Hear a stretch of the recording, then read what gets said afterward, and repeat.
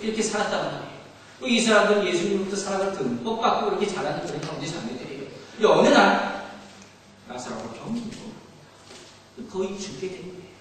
마리아가 마리아가 예수님한테 크게 사랑을 보냅니다.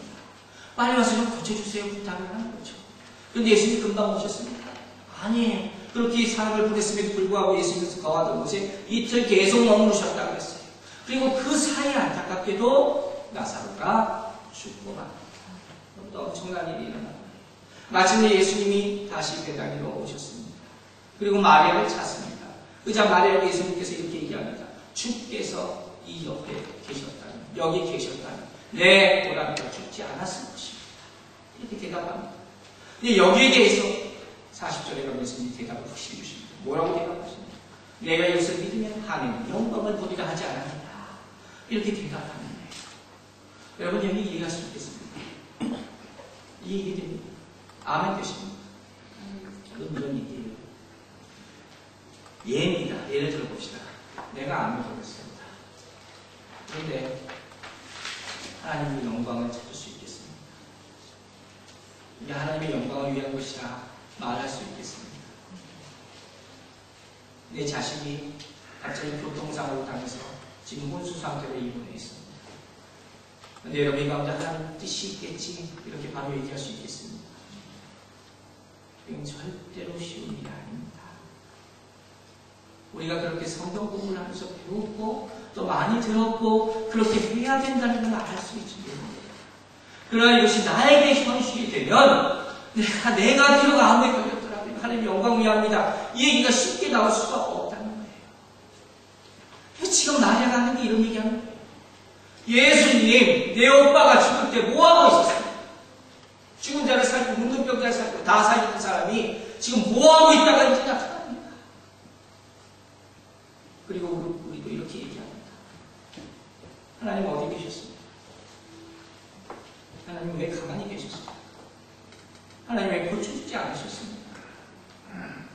하나님 왜 나를 도와주지 않으셨습니까? 하나님 왜 이대로 주셨습니까?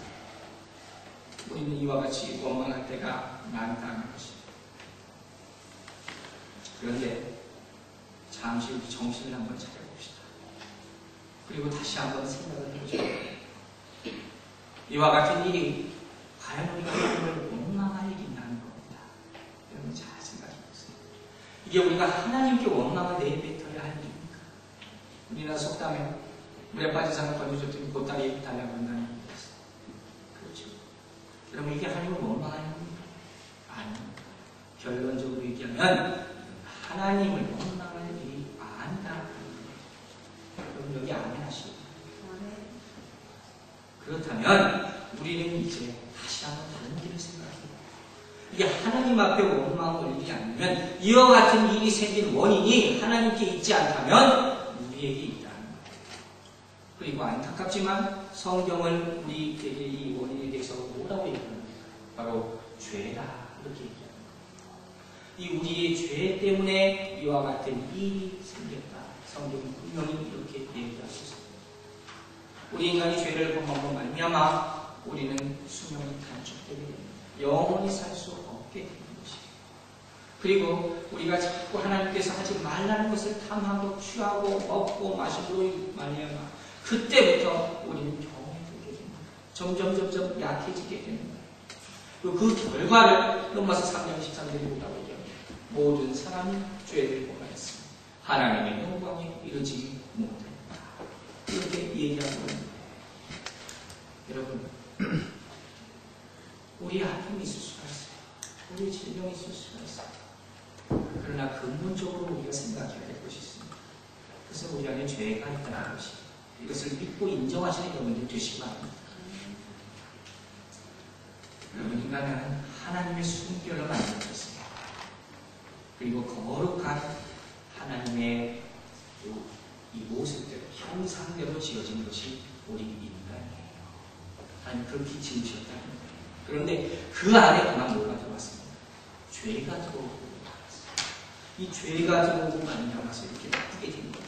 근데 문제는 하나님께서 이 죄를 싫어하신다는 것이에요. 여러분, 하나님께서는 모든 종류의 죄를 다 싫어하시면 믿으시기 바랍니다. 하나님은 사랑이라고 했어요. 하나님은 평화라고 했어요. 하나님은 평강이라고 했어요. 그러나 그 사랑과 그 평강이 죄에 적용되는 것을 알아야 합니다. 하나님은 죄에 대해서, 하나님은 악에 대해서 평화를 선포하시는 분이 아니라는 것을 믿으시기 바랍니다. 그리고 하나님은 이 죄를 싫어하실 뿐만 아니라 죄를 저주하세요. 죄를 심판하세요. 죄가 끊기를 바라신다는 겁니다. 그래서 때때로 이 죄로 말미암아 잉태되는 것들을 하나님께서 거둬가시기도 하는 겁니다. 때때로 병을 주시기도 하는 겁니다. 때때로 채찍질 하시기도 하는 겁니다. 그리고 때때로는 그대로 그냥 놓아주기도 하시는 것이에요.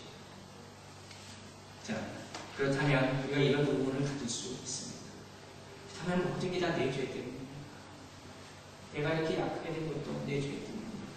모든 게 다 내가 잘못한 것입니다. 여러분 어떻게 생각하십니까? 여기에 대한 대답은 그럴 수도 있고 그렇지 않을 수도 있다는 겁니다. 자, 무슨 얘기겠어요? 무슨 좀 어려울 수 있어요. 그냥 우리가 꼭 생각해 봐야 할 문제입니다.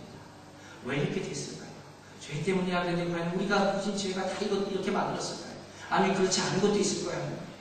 자, 이것을 설명하기 위해서 제가 지금부터 하나님께서 우리를 심판하실 때, 벌하실 때, 때로는 병을 주실 때 어떻게 하시냐를 얘기를 합니다. 그런데 그것에 앞서서 전제를 하십니다. 우리가 이와 같은 문제, 병에 대한 문제, 죄악에 관한 문제, 심판에 관한 문제, 심지어 죽음에 관한 문제를 생각할 때 그 시각을 좀 긍정적인 시각을 가지고 바라보자는 거예요.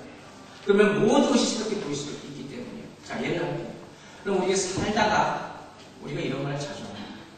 어휴, 죽을 뻔했네. 그렇죠? 그러면 얼마나 이런 얘기 자주 하고 살아오셨어요?